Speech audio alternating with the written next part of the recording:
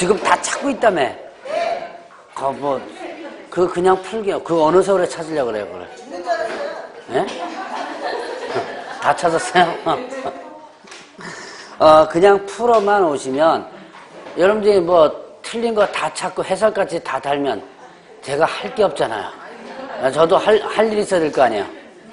그래서 그냥 모의고사 풀듯이 100문제 푸세요. 그것만 해도 한 3시간 걸려요. 그거 자세히 읽고, 원래가, 뭐 1분에, 뭡니까? 100문제니까 100분 뭐 이렇게 했는데, 실제로 한 3시간 걸린다고 그래요. 실제로 풀면. 그것만, 여러분들 지금 모의고사 풀듯이 풀어만 오는 것도 3시간 걸리니까, 꼭 풀어오셔야 돼요. 이거 만약에 안 풀어오시면 수업 들어가기가 힘들어요. 여러분들, 저야 뭐 수업하면 쭉 가면서 쭉 지나가면 되니까, 문제는 여러분들이 힘듭니다. 그러니까 반드시 풀어오시라. 그래야지만 여러분들이 같이 따라오기가 쉽습니다. 자, 봅시다. 오늘도 문제가 뭐 저번 주랑 거의 비슷하죠? 뭐 더 어렵긴 어려워요. 무슨. 저번 주보다 좀 쉬우면 쉬웠지.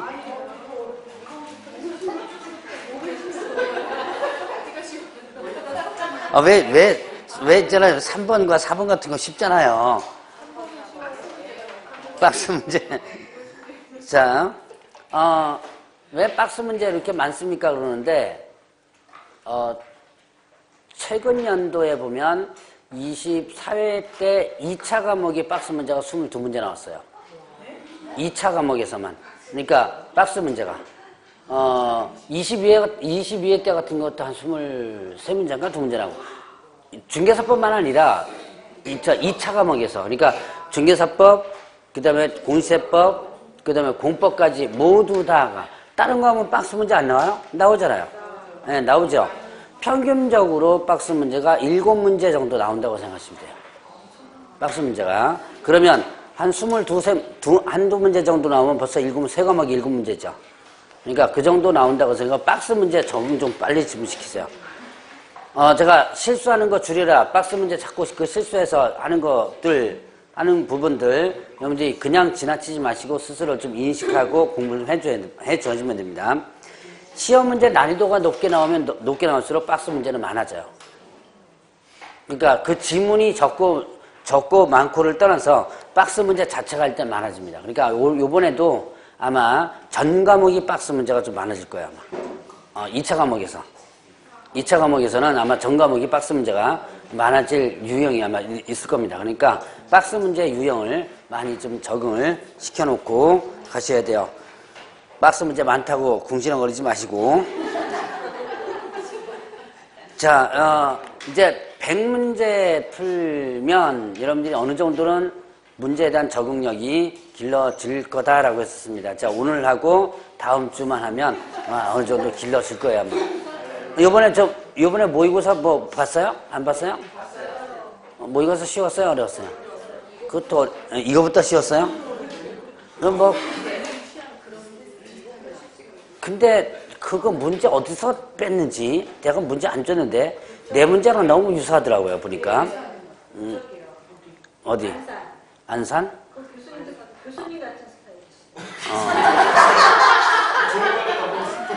그 문제가 옛날에 내가 출판사에 냈던 문제인데,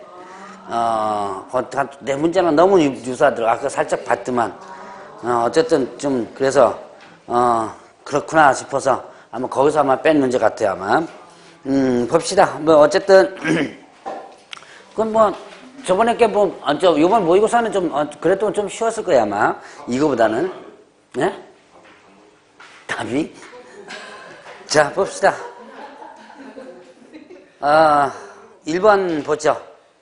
자, 다음 중 중개대상물에 대한 설명을 옳은 것은 1번에 보면 중개대상물의 범위에 관하여 토지와 건축물, 그 밖의 토지의 정착물 등을 규정하고 있는 바 여기서 말하는 건축물은 민법 제99조상의 부동산에 해당하는 건축물에 한정되는 것이 아니다. 민법상, 자, 일단 중개대상물의 기본에서 민법상 부동산이어야 한다? 아니다? 자, 민법상 부동산에 해당돼야지면 됩니까? 안 해도 됩니까? 안 해도 돼요. 민법상 부동산에 해당 돼야지만 된다 그랬죠. 그래서 나온 이게 어디서 나온 판례냐? 바로 민법상 부동산이 아니라서 중개대상물이 아니다라는 판례 하나 있었죠. 뭐예요? 그렇죠. 세차장 구조물. 바로 세차장 구조물에서 나온 판례입니다. 요 내용이 바로 이제 세차장 구조물이 왜 중개대상물이 아니에요? 자, 기둥은 볼트로 채워져 있고 세면은 천막이나 유리로 둘러쳐져 있는 이 세차장 구조물은 왜 중개대상물이 아니다? 민법상 부동산이 아니다. 그래서 중개대상물이 아니라고 그랬죠. 그래서 자, 또 이어서는 부동산에 해당하는 건축물이 한정된다라는 부분이죠. 민법 제99조의 상위 부동산에 해당하는 건축물이 한정되는 것이다 그랬습니다. 그 다음 2번 소유권 보존 등기를 받을 수 있는 20개 집단은 임목등록원부에 등록된 것에 한한다. 2번 네, 2번이 맞아요. 자, 2번에 보면 보존 등기를 할 수 있는 20개 집단. 기본적으로 여러분들이 임목 등기하기 위해서는 기본적으로 전제조건이 뭐라 그랬어요? 임목 등록 원부에 등록된 것에 한한다 그랬죠? 그래서 보존 등기 하려면 시군에 있는 임목 등록 원부가 있다 그랬죠? 그 원부에 등록을 하고 나서 등록하라고 그랬습니다. 이게 기본적 조건입니다. 시험 문제에 나왔던 내용이에요, 이거는요. 자, 그 다음에 3번에 임목에 대하여 소유권 보존 등기를 하는 경우 그 임목을 보험에 붙여야 한다. 이거 찍으신 분 계시죠? 예. 네. 자, 조심하라고 몇 번 얘기했던 것 중에 하나죠. 자, 보존 등기를 할 때 저당권 설정하는 게 아니라, 아니요, 저당권 보존 등기 할 때 그게 말을 잘못했구나. 자, 임목 보험 붙이라는 게 보존 등기 할 때 보험 붙이라는 게 아니라 저당권 설정할 때 보험 들으라 그랬죠. 자, 그 다음에 4번에 임목의 소유권의 양도 또는 저당권의 이력은 임목을 벌채한 경우 토지로부터 분리된 20개 집단의, 자, 20개에 대해서 미친다, 미치지 않는다? 예, 미친다 그랬죠. 그 다음에 광업재단 및 공장재단에 관하여 소유권 보존 등기를 한 경우, 자, 이 저당권 설정 등기 반드시 하라 그랬죠. 언제까지요? 예, 10월 이내. 만약에 이 10월 이내 저당권 설정 등기를 안 하면 어떻게 된다? 그 효력이 소멸된다 그랬죠. 재단 등기 효력이 소멸된다. 자, 그 다음에 2번 문제 보죠. 중개업 등록 및 잠소에 관한 설명으로 옳은 것은 1번에 중개사무소는 가설 건축물 대장이 있는 건물에는 두지 못하나 건축물 대장이 없는 건물에는 둘 수 있다. 1번? 예, 맞아요. 1번이 답입니다. 자, 지금 그럼 보죠. 두 문장을 한번 잘라보겠습니다. 중개사무소는 가설 건축물 대장에 있는 건물에 두지 못하나. 자, 일단 그 중개사무소 조건이 어떻게 됐죠? 일단 뭐라 했어요? 건축물 대장에 기재된 건물 이때 괄호 쳐가지고 뭐라 그랬죠? 가설 건축물 대장 제외한다 이렇게 됐죠? 자, 그 다음에 또 건축물 대장이 없어도 된다 그랬죠? 준공검사 사용 승인을 받았다면 건축물 대장이 없어도 괜찮다. 다만 이때 뭐 첨부하라 그랬어요? 사유서 첨부하라 그랬죠. 자, 그래서 1번 일단 맞는 내용. 2번에 법인의 이사 1인이 주택법 위반으로 징역형에 대한 집행유예를 받고 그 기간 중에 있는 경우에 법인은 중개업 등록을 받을 수 있다. 자, 이사 1인이 주택법 위반으로 징역형에 대한 집행유예 지금 기간 중에 있습니다. 뭐에 해당돼요? 그렇죠. 결격사유죠. 결격사유니까 일단은 어떻게 된다? 이 사원이만이 결격사유면 법인 자체가 결격사유죠. 그러니까 등록할 수 없다. 자, 3번에 A시장으로부터 중개업 등록을 받은 중개법인이 B시에서 분사무소를 설치하려고 하는 경우 B시장에게 분사무소 설치 신고를 하여야 한다. 주된 사무소죠? A시장. 모든 행정업무는 어디서 처리한다? 주된 사무소. B시장으로부터 중개사무소 개설 등록 받은 자가 관할구역 안에서 사무소를 이전하고자 하는 경우 B시장에게 미리 이전 신고해야 한다. 자, 이 관할구역 바뀌던 아니던 상관없이 이전한 날로부터 며칠 이내? 10일 이내 이렇게 되죠. 자, 이거 10일 이내 이전 신고 안 하면 어떻게 되죠? 위반시 100만 원 이하의 과태료 부분입니다. 자, 그 다음에 5번에 법인인 개업등에서는 주사무소 소재지 관할은 등록관청으로부터 분사무소에 대한 개설 등록하면 사무소를 2회 이상 둘 수 있다. 자, 법인인 사무소, 분사무소 둘 수 있죠. 2개 이상 사무소 둘 수 있는 예외가 있죠. 근데 어디가 틀린 것 같아요? 자, 분사무소 개설 등록이 틀렸어요. 분사무소는 등록이 아니죠. 뭐요? 설치신고죠. 분사무소 개설 등록하면 틀립니다.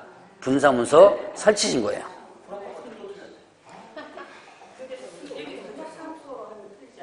네? 주된 사무소 소재지 관할 등록관청으로부터 개설 등록을 하면 여기다가 등록한다는 얘기고 이런 식이죠. 자, 여기다가 정확히 표현하면 어떻게 돼요? 주사무소 소재지 관할하는 등록관청으로부터 분사무소 등록관청에게 분사무소 설치 신고하면 이렇게 되는 거죠. 그렇게 해야지만 정확한 표현이 되죠. 뭐가요? 예? 조건? 주된 사무소에 내가 설치 신고하는 거잖아요. 예, 어쨌든 틀렸습니다. 자, 그다음에 3번에 공인중개사 법령에서 정한 기간과 관련하여 연결이 옳은 것은 1번에 손해배상 후 업무보증 재설정. 자, 손해배상 하면 업무보증 다시 설정하라 그랬죠? 예, 이거 며칠? 예, 15일. 1번이 맞는 내용이죠? 예. 등록통지 신청일로부터 7일. 자, 고용신고 채용한 날로부터 이거는 날짜가 없죠? 업무개 시전. 자격증 기업 합격자 공고일로부터 1월 이내. 연수교육 통지 2년이 되기 전 2개월 전. 이렇게 되죠. 자, 그 다음에 4번에 다음 중 1년 이하 징역 또는 1,000원 벌금에 해당하지 않는 것은 1번에 자, 1-1 아닌 거 뭐예요? 네, 2번이죠.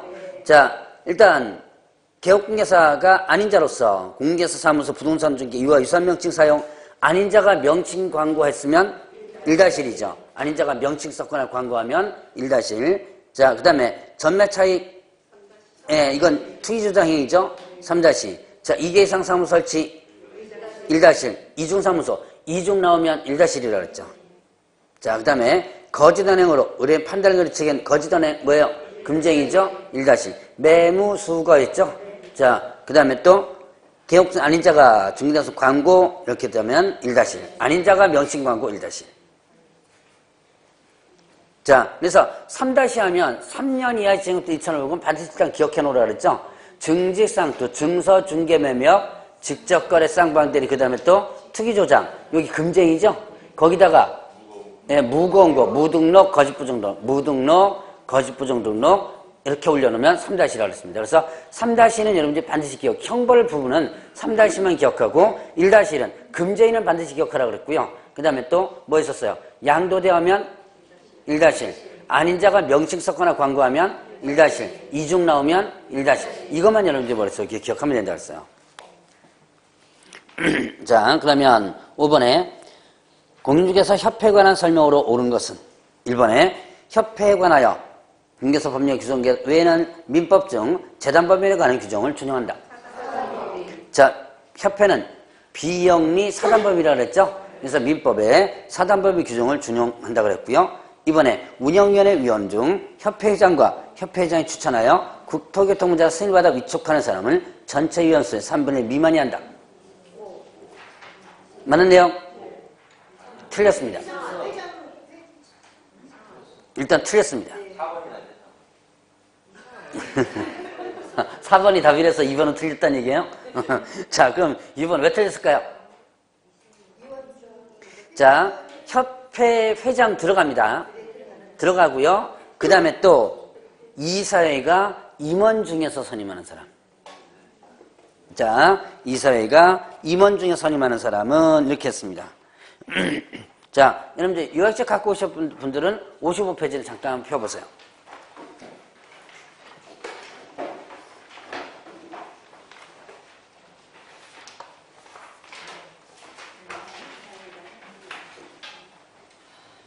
그래서 제가 요약집은 가능하면 문제 풀 때 보지 말라 그랬죠?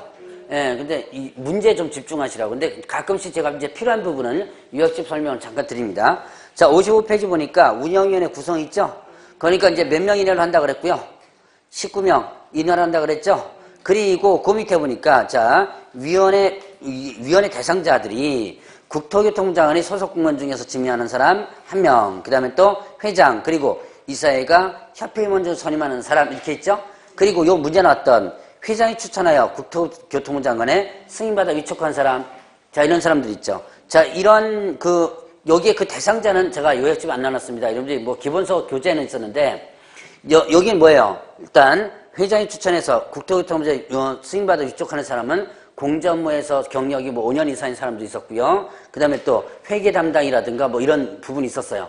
자, 그러니까 이거는 여러분이 기억할 필요는 없다 그랬습니다. 그래서 요 4개는 일단 여러분이 기억하라 그랬고요. 자, 그러면 그 중에서 그 밑에 알아두기 보세요. 위원회 제한 부분 있죠?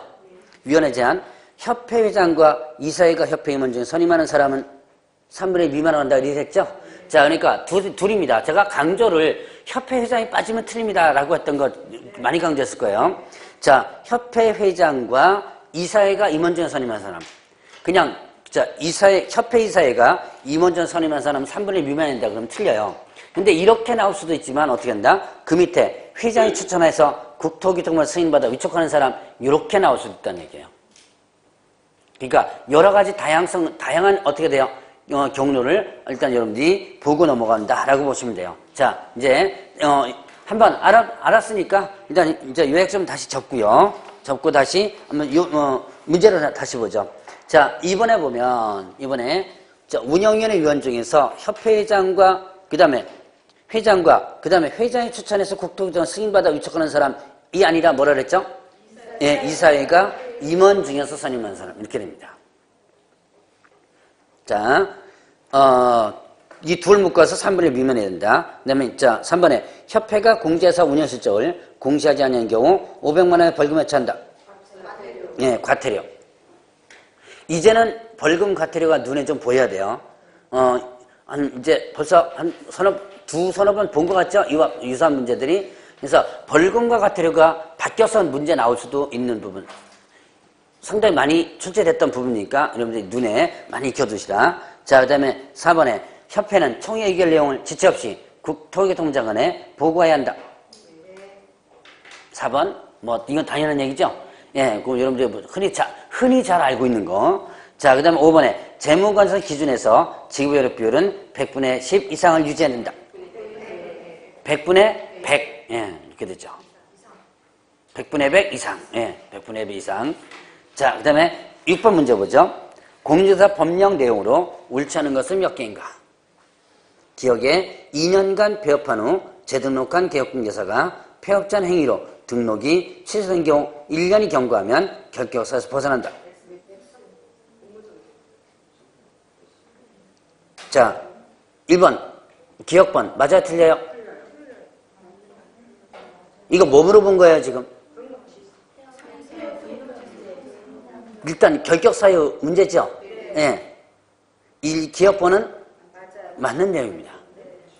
자, 지금 감이 안 잡히시나요? 그렇죠.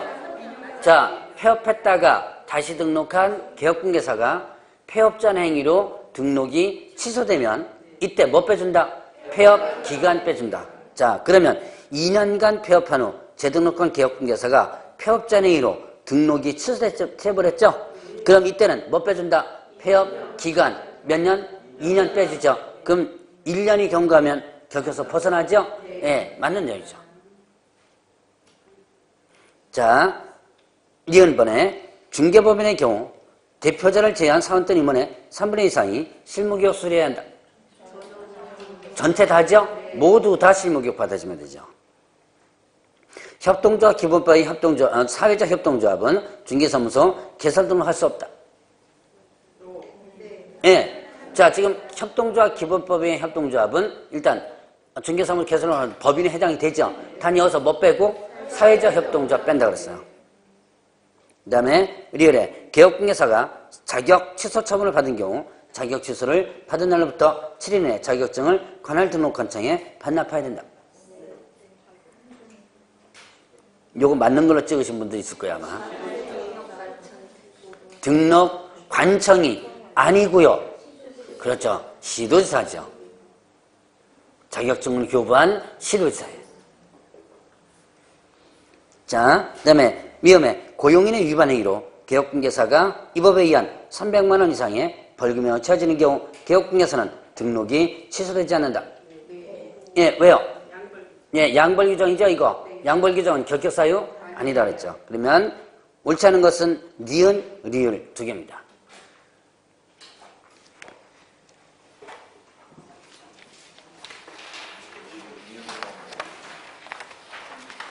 제가 이거 박스 문제 내는 것도 저는 적은 거예요. 어떤 선생님 박스 문제 거의 한 20개 내더라고요. 그러니까. 박스 문제 연습시킨다고 20개 정도를 내는 모의고사를 제가 봤어요. 한번. 자, 7번 보죠. 7번에 자, 개업공개사가 의뢰인에게 계약금 등 반환차임 이행 보장에 대하여 권고가 있다. 다음 내용 가운데 옳은 것은 1번에 계약금 등의 반환차임 이행 보장 제도를 개업공개사가 설명해 주는 것은 공개사법령상 의무이다. 의무이다 아니다? 의무는 아니죠. 자, 그 다음에 2번에 계약금 등 예치는 거래계약의 이행이 완료될 때까지 예치하고 중도에 찾을 수 없다. 중도에 수령할 수 있죠. 자, 중도 수령 시 보증서를 발급받아서 누구한테? 예치명의자. 이때 보증서 발급 기관이 어디였죠? 금융기관하고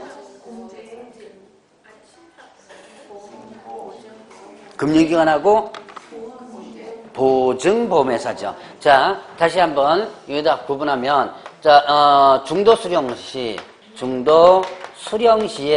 보증서를 발급을 받습니다. 그 다음에 이거를 누구한테 교부한다 그랬죠?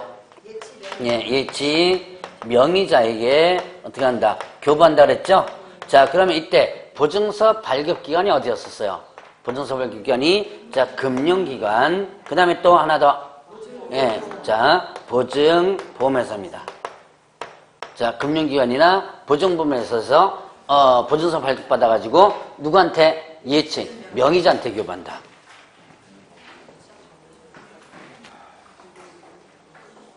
자, 그러면 3번에 보죠. 계약의 이행이 완료될 때까지 계약금 등을 개업공개 비용으로 금융기관에 예치할 수 있다. 개업공개사 명의로만 금융기관에 예치할 수 있다. 틀리죠? 자, 그럼 만자를 뺍니다. 그럼 이 문장 맞아요? 틀리죠? 만자를 뺐다 치고. 네, 맞죠? 개업공개사 명의로 금융기관에 예치할 수 있다. 이건 맞는 내용이죠? 만자가 들어가니까 틀린 거예요. 4번에 계약금 등을 예치한 경우 계약금 등을 중도에 수령할 수 있다. 4번이 맞죠? 이때 계약금 등을 미리 수령하기 위해서 계약금 등의 반환을 보장하는 내용의 금융기관 등에 발행하는 보증서를 예치기관에 교부해야 한다. 예치 명의자 이렇게 되죠. 자, 8번 문제 보겠습니다. 공개사법령상 감독관청의 감독상 명령에 대한 설명 중 옳은 것은 1번에 국토교통장관 시도지사 등록관청은 공개사 협회에 대하여 지도감독을 할 수 있다. 자, 협회에 대한 감독권자는 누구예요? 국장이죠.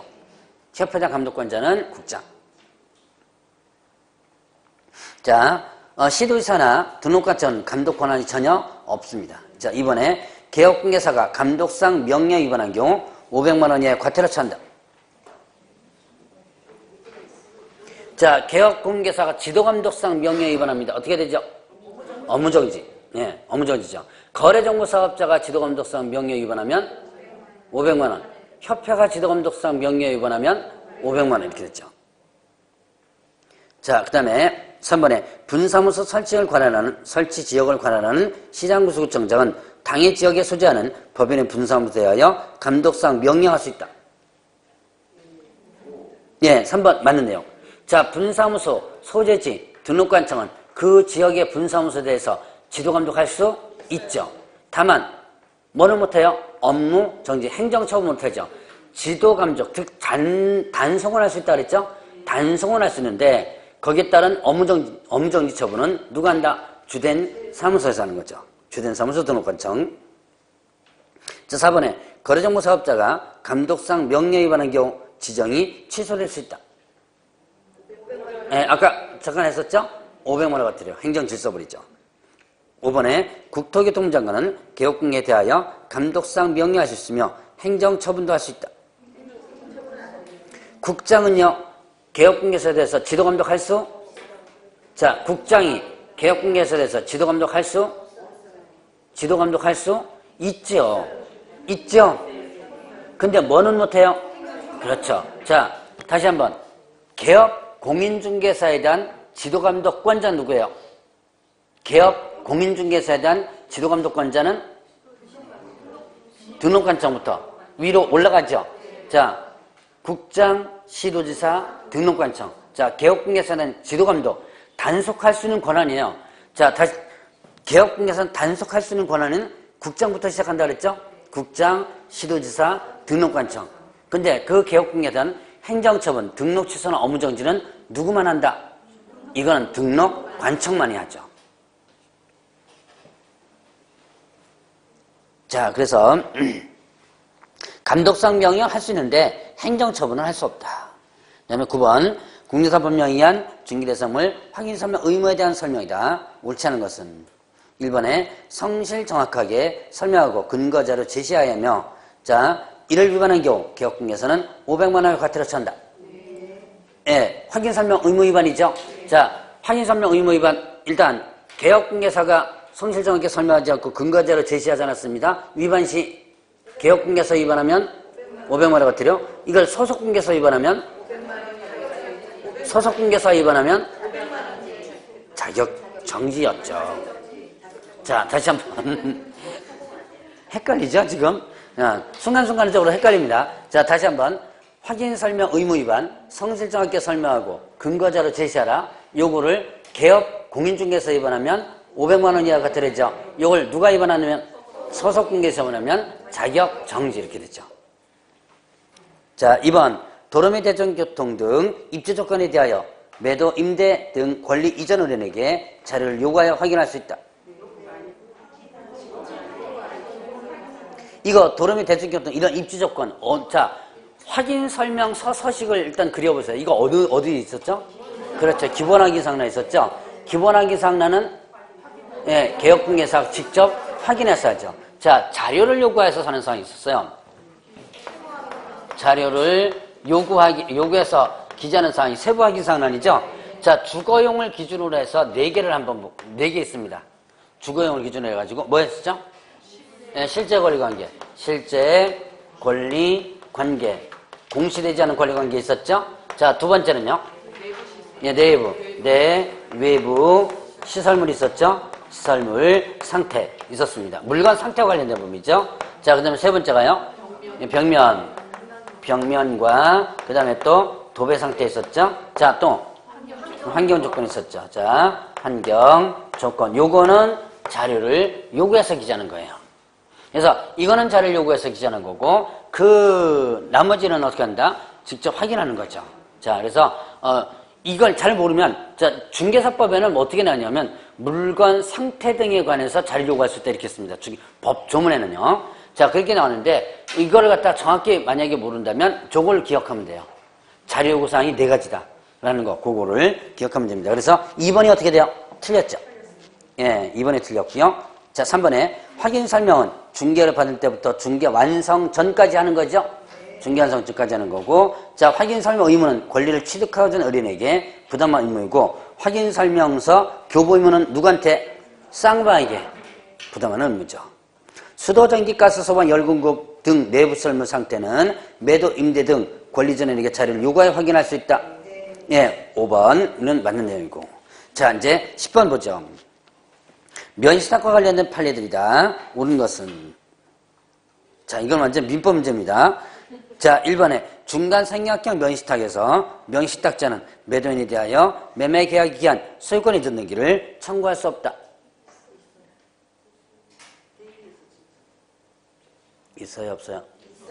있죠? 네. 자, 중간 생략형 부분에서는 자, 뭡니까? 신탁자가 매도인에게 도로 이제 명시탁 해지했으니까 도로 내놔 라고 하면 이 매도인은 어떻게 돼요? 어디로 넘어갔어요? 수탁자한테로 넘어간 그 등기의 말소를 구해가지고 다시 넘겨줘야만 되죠. 자, 쳐다보면 말로만 하니까 지금 그림이 그려지지 않는 것 같네요. 자, 여기가 매도인이고 그 다음에 또 얘가 매수인입니다. 자, 그러면 이렇게 A와 B가 매매 계약을 체결하죠. 그 매매 계약 체결했으면 등기를 이렇게 넘겨줘야죠. 근데 내가 내 명의로 등기하면 안 되죠. 세금 많이 나오면서 B와 C가 다시 명의위탁 약정을 맺고 B는 A한테 부탁해서 등기를 누구한테 넘겨달라고? 얘한테 부탁하죠. 그래서 A는 얘의 부탁을 받고 등기를 이렇게 넘겨줍니다. 이게 중간에서 생략됐다고 중간 생략이라고 그랬죠? 자, 그러면 이때 신탁자 누구예요? 신탁자가 얘죠? 신탁자는 실권리자죠? 얘가 지금 신탁자, 수탁자 구분 못하면 안 됩니다, 이거. 시험 며칠 남았어요, 지금? 33일 남았나요? 33일인가? 35. 그렇겠구나. 자, 토요일 날이 35일. 토요일 날 제가 강의하는 학원에 35일 붙어 있던데. 그러니까 이틀 빼니까 맞네. 자, 이제 33일 남았습니다. 지금 수준에서는 이 신탁자, 수탁자는 구분해줘야 돼요. 자, 얘가 뭐가 된다? 신탁자가 되고, 얘가 뭐가 되는 거예요? 수탁자가 되죠. 수탁자는 등기부상 명의자죠? 그럼 이때, 여기서 얘가 신탁자는 매도인에게 등기 달라고 요구할 수 있죠, 당연히. 그러면 이때 B가 A에게 등기 달라고 요구를 하면 이는 등기 이미 열조로 넘어가 있죠? 여기에 말소를 구해가지고 얘한테 넘겨줄 의무가 있죠. 이때 여기서 B는 A를 대신해서 어떻게 돼요? 등기의 말소를 구할 수 있다는 게 있었죠. 자, 그러면 이제 2번 보죠. 등기부상 소유자가 아닌 명시탁자와 임차인 사이에 임대차 계약이 체결된 경우 계약의 효력은 없다. 자, 신탁자와 임차인 사이에 임대차 계약입니다. 효력 있어 없어요? 있어요. 예, 있죠, 당연히. 자, 적법한 임대차 계약에 해당이 됩니다. 자, 이때 이제 한마디 더 하는 게 있죠. 이와 관련된 판례에서 나온 게 있습니다. 요건 다 이제 판례인데, 이때 수탁자는 등기부상 명의자임을 내세워서 명도를 구할 수 있을까요, 없을까요? 없어요. 이 상황에서 수탁자가 등기부상 내가 소유자니까 너 나가라. 명도를 구할 수 없다. 자, 그래서 일단은 이렇게 연결이 됩니다. 자, 그 다음에 3번에 일필지 토지 중 일부를 분할 등기하지 않고 매도하면서 전부에 관하여 매도인으로부터 매수인에게 소유권 이전을 경유한 경우 매도인이 매수인에게 매도하지 않았던 토지 부분은 면시탁 관계가 성립되었다고 할 것이다. 3번 맞아 틀려요? 3번 맞는 내용입니다. 그럼 나머지는 다 틀렸나? 어디 봅시다. 자, 봅시다. 지금 이게 상호 면시탁은 아니에요. 이거는 상호 면시탁과는 종류가 틀립니다. 자, 지금 이게 1필지고요. 한 필지입니다. 그런데 한 필지에 요만큼만 내가 사겠다. 자, 1필지 일부에 대해서 매매계약 체결할 수 있어 없어요? 있죠. 있죠, 당연히. 나중에 등기할 때 어떻게 돼요? 분할 등기해서 하면 되죠? 이 땅에, 1필지에 요 땅에 요만큼만 내가 사겠다. 당연히 매매계약 체결할 수 있습니다. 자, 그러면 당연히 이제 계약은 체결하고 나중에 잔금 지불하면서 소유권 이전 등기할 때는 분할을 한 다음에 요금만 등기해줘야죠. 그런데 이게 요만큼만 사겠다고 대금 다 요만큼만 주고요. 그리고 나머지는 분할 등기하기 귀찮죠? 그러니까 일단 네가 다 갖고 가라, 일단은. 그래서 요 통째로 등기해버린 거예요. 상황이 어떤 상황인지 아시겠죠? 그럴 때 이 계약 체결하지 않은 요 부분이 있죠? 요거는 명의시탁 관계에 있다라는 부분이에요. 자, 그런 내용. 그래서 3번이 그래서 맞는 내용입니다. 그 다음에 4번에 명의시탁자가 명의시탁자를 상대로 명의시탁 해지를 원인으로 하여 소를 제기했거나 소송에서 승소 판결을 확정되었다면 명의시탁 관계는 종료된 것으로 본다.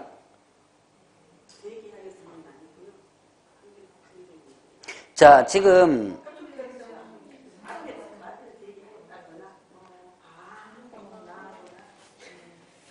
일단 뭐 앞에서 다 해설 다 했네 뭘. 옆에 여기 오셔가지고 보조 해설자로다가 누가 했으면 좋겠다. 자, 근데 여기서 해지를 원인으로 소를 제기했습니다. 소 제기했어도 어떻게 돼요? 소 제기했다고 해가지고 명의시탁 관계가 종료되는 것은 아니죠. 그러면 승소 판결 받았습니다. 그것도 종료되는 건 아니에요. 최종적으로 승소 판결자 명의시탁 해지하에 의해서 승소 판결 받은 뒤에 최종적으로 어떻게 소유권을 다시 등기 자체는 어떻게 돼요? 무효지만 소유권을 다시 어떻게 돼요? 등기를 회복돼 와야죠. 그래야지만 일단 명의시탁이 종료된 거다라고 볼 수 있는 거예요.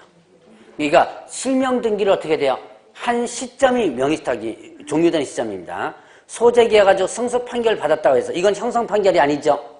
예, 이건 이행 판결이기 때문에 등기가 돼줘야지만 소유권 넘어갑니다. 여러분들이 형성 판결 같은 건 어떻게 돼요? 뭐 이행 판결, 형성 판결 여러분들 잘 아시죠? 그러니까 형성 판결은 등기 없이도 소유권 넘어가는데 이행 판결은 예, 일단 등기가 되지만 소유권 넘어가는 거죠. 그래서 이거는 일단은 소유권을 최종적으로 넘겨줬을 때가 명의시탁이 해지된 시점이에요. 자, 5번에 등기 명의가 신탁되었다면 특별한 사정에 의한 명의수탁자의 부동산에 관한 점유는 이거는 뭐 여러분들 잘 알고 계시죠? 자주점유, 타주점유? 네, 타주점유.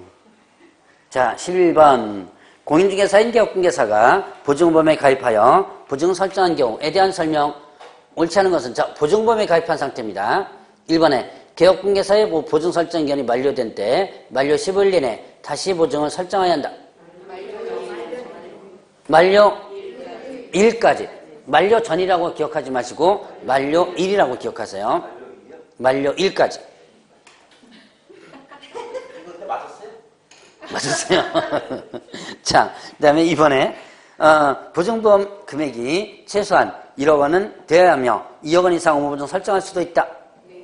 예, 1억 이상이니까. 그 다음에 개업공개 설정한 보증금은 업무보증금은 손해배상의 한도액은 아니다.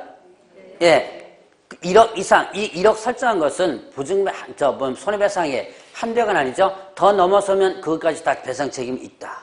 그 다음에 자, 재산상 손해배상 배상 책임 인정하죠. 정신적 손해 인정 안 하고, 그 다음에 또 이 서면 사무소에 보기준께서 걸어두라 그랬죠.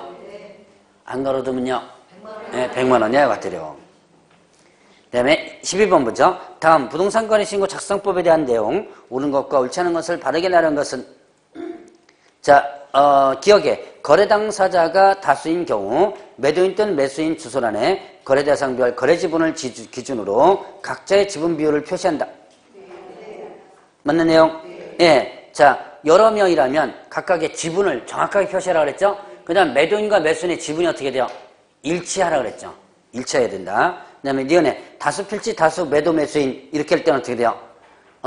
별지로 작성해서 간인 처리하라 그랬고요. 자, 그 다음에 디귿에 부동산 매매의 경우는 부동산 종류에는 토지건축물, 이거 복합건물 이런 식으로 해가지고 체크 표시하도록 돼 있고 맞는 내용이죠. 그러니까 뭐 이렇게 크게 어려운 부분은 없어요. 자, 리얼 부분에 보면 소재지 지목 면적에는 부동산 소재지와 그 다음에 토지 대장상의 지목, 그 다음에 실제 거래 면적, 등기상 증명서상 대지권 비율을 기재한다. 왜 X? X, 예, X 틀립니다. 자, 틀리는 이유. 예, 실제 거래 면적, 요게 틀렸어요. 자, 소재지 지목 면적은, 요거는, 여기, 이게 5번 란 있죠? 자, 그러면, 여러분들 또 서식을 한 또 구경하고 넘어가야죠. 82페이지를 한번 보세요. 서식은 제가 가능하면 요약집을 일단, 자꾸 눈여겨보도록 합니다. 없으면 같이 보시고요. 거기에 지금 5번 란 보세요. 5번 란에 82페이지. 제가 페이지 얘기 안 했나요? 했죠?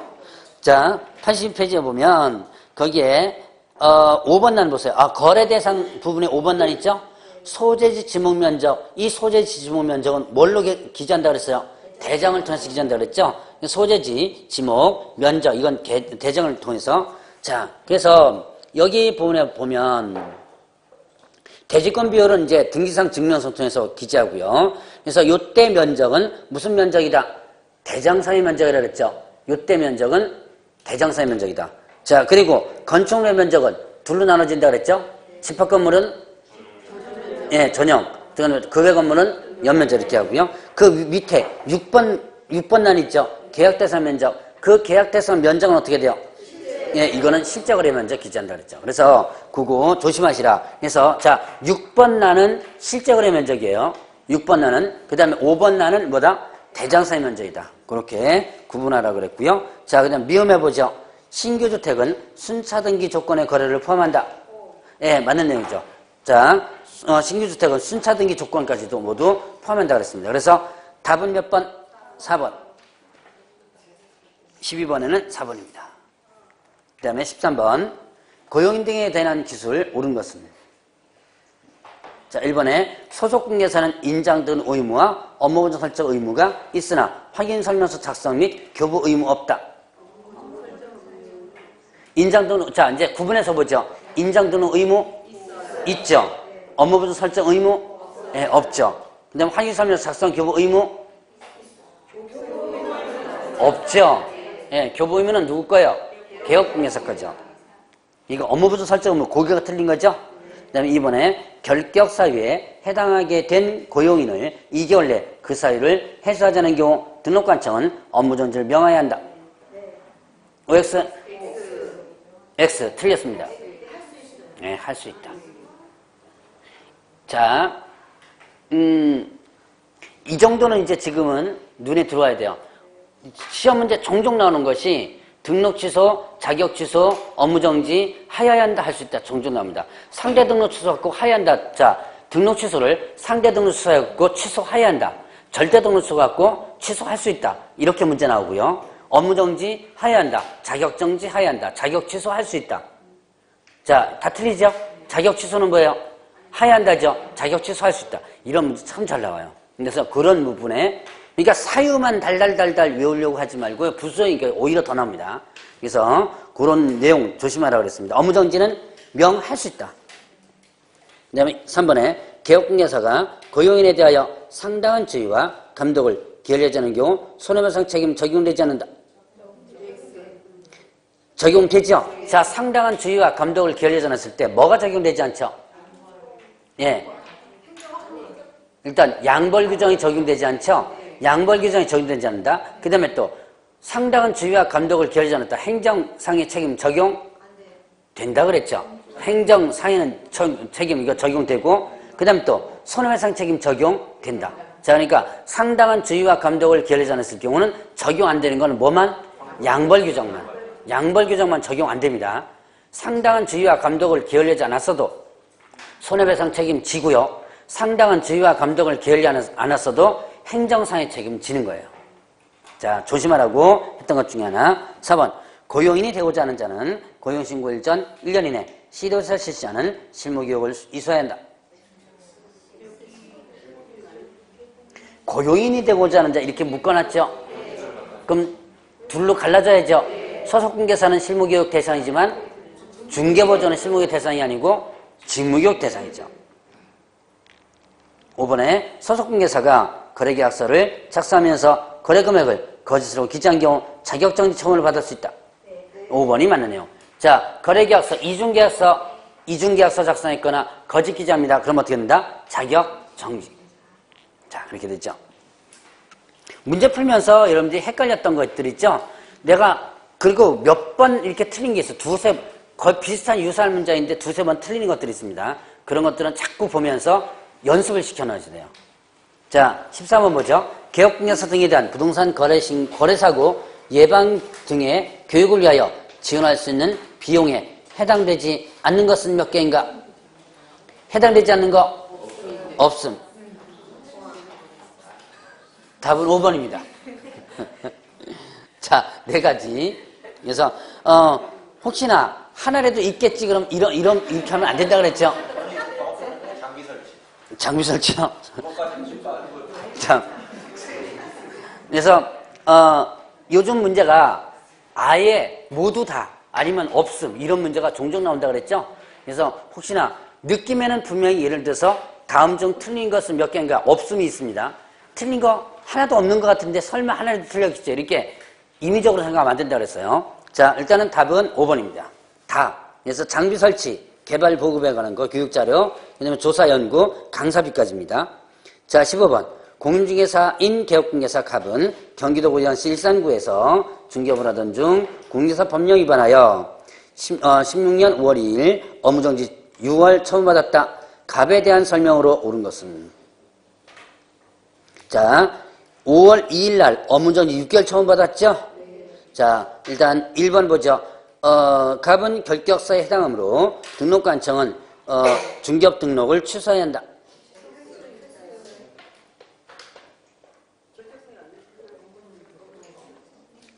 업무정지 받았지요?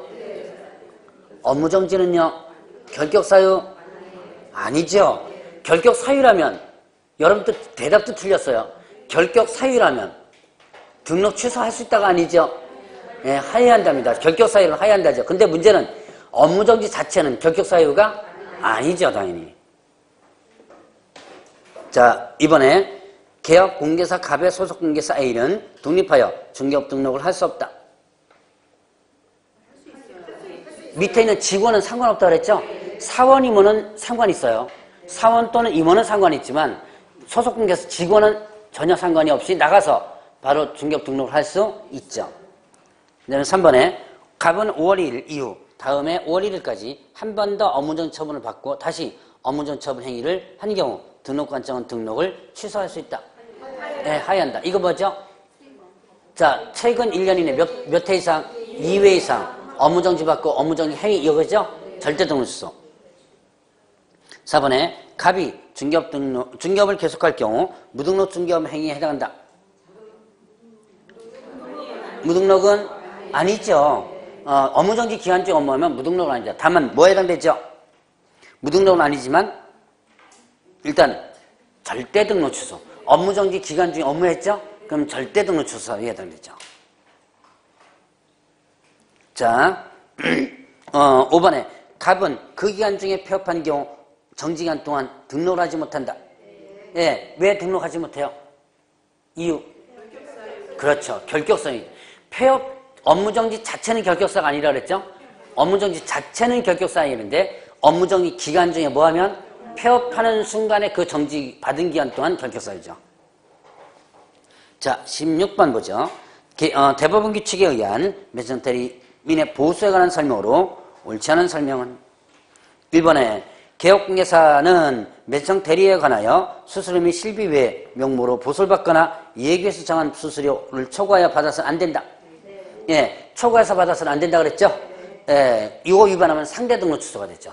대법원 규칙에 의한 상대 등록 취소. 자, 그 다음에 이번에 수수료 실비에 대해서 어떻게 하라 그랬어요? 설명하라 그랬죠. 언제까지 설명하라 그랬어요? 위임, 계약, 체결 전에 설명하라.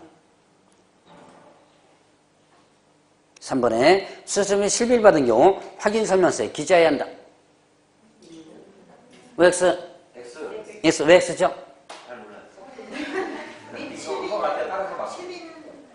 다른 건 맞아요? 실비도 맞아요. 수수료 실비 받으면 영수증은 작성해서 교부해 주는 거고요. 어디다가 기재하라 그랬어요? 그렇죠. 사건카드. 요거 중개사법과 틀리니까 조심하라 그랬죠? 중개사법에서는 중개보수 받으면 중개보수 실비 받으면 어디다 기재하죠? 확인설명서에 기재하죠? 그거 조심하라 그랬죠? 사건카드에 기재하죠? 자, 4번에 매각후 결정 확정인데 매수인이 됐습니다. 그럼 어떻게 되죠? 감정가 1%, 최적 매각가격 1.5 합의해서 받는다 그랬죠? 둘 중에. 그 다음에 수수료 받은 경우 이해수는 양식의 영수증서에서 서명 날인하죠? 그리고 위임인에 교부하죠? 그리고 이 영수증 몇 년간 보관? 네, 없죠. 자, 17번. 다음 중 업무정지를 명할 수 있는 위반에 해당하는 것은 몇 개인가? 자, 거래계약서 교부 의무 위반. 업무정지. 자, 서식 관련 위반 뭐라 했어요? 업무정지라 그랬죠. 확인설명서 마찬가지죠.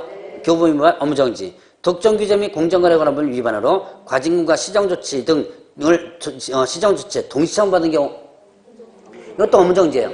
그 한꺼번에 받은 거죠. 그러니까 자, 최근 2년 이내에 2회 이상 받으면 상대 등록 취소죠.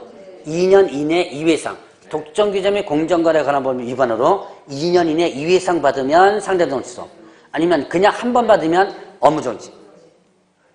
그 다음에 광고시 개업공개사의 성명 표기 의무 위반 100만원. 인장등록 의무 위반 업무정지. 그러니까 리얼 빼놓고 다죠. 자, 18번. 개업공개사가 매매대금 2억 원 토지 거래계약을 중개했다. 거래당사로 받을 수 있는 중개소송이고 이거 몇 번 찍었어요? 2번. 답은 2번입니다.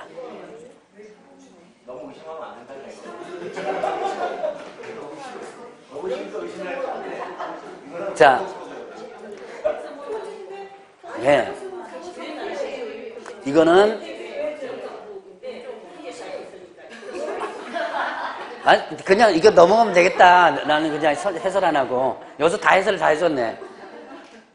자, 이거는 일단 뭘 봐야 되냐면, 자, 주택 외에 있어서는 자기가 받을 중개보수 요율에 대해서 유일패 명시하고 초과해선 받아서는 안 된다. 요걸 일단 여러분들 기억해놔야 돼요. 자, 자기가 받을 중개보수 요율에 대해서 유일패 명시하라고 그랬죠. 명시해야 합니다. 의무예요, 이거. 그 다음에 초과해서 받아서는 안 된다. 만약에 요일표에 명시된 것대로 초과해서 받으면요, 이건 초과수수입니다. 그러니까 예를 들어서 토지가 0.9%까지 받을 수 있죠. 그런데 내 사무실에는 0.5% 받겠다 했는데 0.6%나 7% 받았다 그러면 초과수수예요. 그러니까 그건 표시된 대로 받으라 그랬죠. 근데 이 문제를 보니까 사무소에 게시한 요일표에는 얼마로 명시했다? 1,000분의 5 이렇게 됐죠. 이게 뒤에 게 쥐약이죠, 이게. 이게 여러분들이 토지 이렇게 되면 틀린다는 얘기예요. 그래서 자, 일단 그러면 얼마? 2억 원에 1,000분의 5니까 100만 원, 양쪽으로부터 200 이렇게 되죠. 그러니까 제가 지금 중개보수 1, 2, 3까지 하면서 중개보수 부분 계산이 저는 단순한 정산적인 계산과 관련된 부분을 좀 벗어났죠. 이런 부분을, 예외적인 부분을 여러분들 이제 연습을 좀 해놔야 돼요. 자, 지금 틀렸다고 입 이렇게 튀어나오지 마시고. 자, 19번. 다음은 공개사법령상 등록 결격서에 대한 설명 옳은 것은 1번 소속공개사가 등록 결격서에 하나라도 해당되면 자격정지 처분받게 된다. 소속공개사가 결격서에 해당됩니다. 그러면 업무를 못할 뿐이지 자격정지받는 것은 아니죠. 금고이사형의 실형 선고받은 자는 그 집행이 종료되거나 집행이 종료된 것으로 간주되면 결격서에서 벗어난다. 이때부터 몇 년? 3년이 더 있죠. 종료된 날로부터 몇 년? 3년. 집행 종료된 것으로 간주되면 그때부터 몇 년? 3년. 자, 이 집행 종료된 것으로 간주되는 게 뭐예요?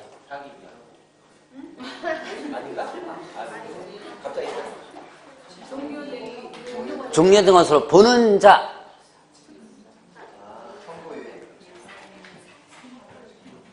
큰일 났다. 자, 금고 이상 형의 선고를 받고 집행이 어떻게 됐다? 종료됐다. 이때 종료된 것으로 보는 자 있었죠? 이거 간주하는 거죠? 자, 이때 종료된 것으로 보는 자는 누구다? 가석방. 근데 가석방 시점이 보는 자가 아니었죠? 가석방은요? 가석방 시점이 이 보는 자가 아니죠? 뭐 했었어요? 자녀형이 종료되면 자녀형이 어떻게 되면 종료가 된다면 남은 형이 끝나면 자녀형이 종료되면 자, 그러면 이 종료된 시점이 뭐다? 종료된 것으로 간주하는 시점이라고 그랬죠? 자, 이 가석방 시험 문제 나온 거예요. 여러분들 좀 잘 알아두시고 넘어가셔야 돼요. 자, 그래서 종료된 것으로 보는 자란 가석방 시점이 아닌 언제 시점이다? 남은 형이 끝난. 요게 뭐 법적 표현으로는 가석방 기간이라고 합니다. 가석방 기간이 끝난 시점. 그러니까 내가 자, 징역 3년 선고받고 2년 만에 뭘로 풀려났다? 가석방으로 풀려났다. 그러면 내가 요 풀려난 시점이 이 완전히 끝난 시점이 아니라고 그랬죠? 자, 왜 가석방이란 교도에서는 뭐만 빠져나온 거라 그랬죠? 몸만 빠져나오고 내가 받은 형은 그대로 법적으로 어떻게 돼요? 유지가 되는 상태죠? 그러니까 요 시점부터 요게 계속 어떻게 돼요? 교도에서 나는 빠져나왔지만 법적으로는 계속 기간이 어떻게 지나가고 있는 거죠? 그래서 요 기간이 끝나면 요때 시점, 요 시점이 종료된 시점이다. 그럼 요때 시점부터 몇 년? 3년. 그러니까 가석방은요, 그냥 3년이 아니고 가석방 시점부터 계산한다면 어떻게 한다? 남은 형을 계산해 주라 그랬죠. 자, 남은 형을 계산해 줘야지면 된다. 그래서 요때 이걸 얘기하는 부분이에요. 자, 이제는 까먹지 마세요. 요거는요. 가석방 부분은요. 자, 그 다음에 또 3번에 금고이상형의 실형을 선고를 받은 자가 법률의 개정으로 집행 면제받은 경우 결격사유자가 아니다. 집행 면제. 자, 그럼 이제 여기서 또 하나 기왕 여기 것 써먹어야겠다. 금고이상형의 이제 집행 종료 말고 집행면제 있었죠? 자, 집행면제란 남은형을 어떻게 돼요? 면제시켜주는 거죠? 자, 대표적으로 집행면제가 뭐였었어요?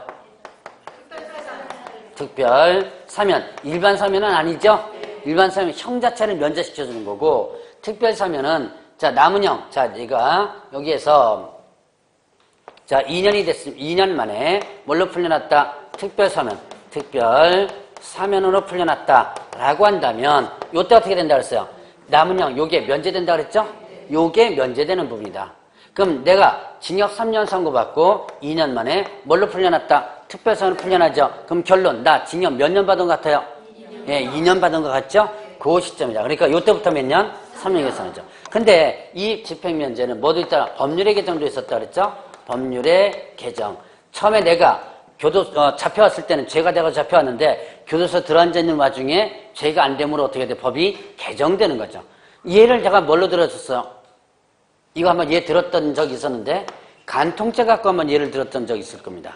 근데 간통죄 지금 없었죠? 예, 없었는데 아마 있다라고 치고 아마 얘기를 했을 거예요, 아마. 내가 간통으로 걸려가지고 징역 3년 선고받고 교도소에 있는데 2년 만에 간통죄가 폐지된 거예요. 그럼 폐지됐습니까? 요때 시점부터는 어떻게 돼요? 이제는 죄가 안 되는 거죠? 그러나 죄가 안 된다고 해서 완전히 면제되는 게 아니죠? 법이 개정되기 전까지 죄가 됐었죠? 그러니까 요때 시점부터 몇 년? 3년. 요게 이제 집행면제 되는 거죠. 자, 그래서 그거는 집행면제된 경우 결격사자가 아니다. 면제되고 나서 몇 년 기간 경과되지만 3년 경과되지만. 자, 그 다음에 4번에 폐업 후 재등록 개업공개사가 폐업 전에 위반의 의로 등록이 취소된 경우 등록 취소된 날부터 3년간 결격사에 해당한다. 맞는 내용? 틀렸습니다. 간만에 하면 맞을 것 같은데. 자, 이 문제를 이해하려면 6번의 기억을 다시 보세요. 6번의 기억, 6번 문제 보세요. 6번의 기억과 이 문제는 똑같은 문제예요. 6번의 기억, 아까 문제 푼 거 있죠? 그거와 그게 지금 이 문장이 사실은 똑같아요. 이해하셨어요? 자, 6번의 기억을 읽어보고 6번의 기억을 읽고 다시 19번에 4번 읽어보세요. 6번의 기억이 뭐예요? 2년간 폐업했다가 다시 등록했으니까 2년 빼주니까 결격사유 몇 년? 1년이죠. 자, 다시 19번에 4번. 폐업 후 재등록 개업공개사 폐업 신고 전에 위반의 의로 등록 취소되면 취소되는 것부터 3년이 아니죠. 자, 취소되는 것부터 3년이 아니다. 왜? 뭐 빼주니까. 폐업기간 빼주니까. 어쨌든 폐업기간이 뭐 2개월이 됐든 3개월이 됐든 어쨌든 그거 빼주면 3년은 아니죠. 예. 그래서 4번 틀린 거예요. 이거 시험 문제 자주 나왔던 문장 중에 하나입니다. 자, 5번에 휴업 신고 후 폐업한 개업공개사로서 신고된 휴업기간이 경과되지 않았어도 결격사유자가 아니다. 휴업 기간 중에 폐업했죠? 이건 결격사유자? 아니죠. 업무정지 기간 중에 폐업하면 결격사유죠. 그러나 휴업 기간 중에 폐업하면 결격사유가 아니죠. 자, 20번 문제 보겠습니다. 경우에 관련한 설명으로 옳지 않은 것은 1번에 매각허가 결정에 대하여 항고를 제기하는 모든 항고인은 보증으로 최저 매각 가격의 10분에 해당하는 금전 또는 유가증권을 공탁해야 된다. X. 왜 X죠? 예, 매각 대금의 10분의 1. 자, 2번. 미등기 건물 중 건축 신고를 하였거나 건축허가를 받은 경우는 자, 이거 경매 가능하다 그랬죠? 자, 미등기 건물 중에서도 이런 경우라는 경매 가능하다. 일괄 매각 대상 확대해서 부동산과 경제적 일체를 이루고 있는 다른 종류의 재산들도 부동산과 함께 경매할 수 있다. 일괄 매각 확대되었다. 이건 제가 이 얘기했을 거예요, 아마. 이러면 나중에 한번 써먹어보라고. 혹시나 경매 신청할 때. 자, 토지와 건물이 동일인 소유에 속해 있는 상태에서 토지의 저당권에 기해서 경매가 들어갑니다. 그러면 토지 소유자, 건물 소유자가 달라지죠? 이때 여기 뭐 설정된다? 동일인 소유에 속한 상태에서 하니까 법정 지상권이 성립되죠. 그러면 문제는 법정상 성립된 얘는 좋은데 문제는 뭐예요? 이거 토지 사요, 안 사요? 거의 안 산다 그랬죠? 왜? 토지 사봤자 얘 때문에 거의 이용 못하죠? 그래서 거의 다 이런 경우는 유찰될 가능성이 상당히 많습니다. 이때 신청자가 뭔가 경매 신청자나 이런 이용관계인이 신청한다 그랬죠? 이것도 같이 팔아주세요라고. 그러면 결국은 어떻게 된다? 토지와 건물 같이 일괄 매각하죠? 이게 일괄 매각 확대되었다라는 부분이라고 했습니다. 자, 그 다음에 매수 신청 보증금 얼마예요? 최저 매각가의 10%. 자, 차순위 자격 있었죠? 차수 매수인권 어떻게 돼요? 최고가 매수인권이 쓰는 금액에서 보증금을 뺀 금액을 넘을 때만 할 수 있다고 그랬죠. 자, 좀 쉬었다 하시죠.